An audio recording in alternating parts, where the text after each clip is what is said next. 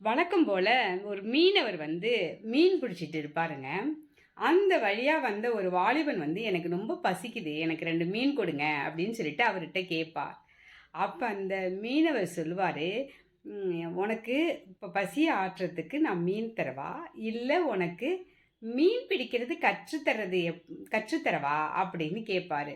இந்த வாலிபன் யோசிச்சுட்டு, "எனக்கு வந்து இந்த மீன் வேண்டாம். எனக்கு மீன் பிடிக்க கற்றுக் கொடுங்க" அப்படின்னு சொல்லுவான். அவனுடைய புத்திசாலித்தனத்த பார்த்துட்டு, நான் அவனுக்கு மீன் பிடிக்க கத்துக் குடுத்துட்டு, அவனுக்கு மீனும் குடுத்து அனுப்பி விடுவாரு.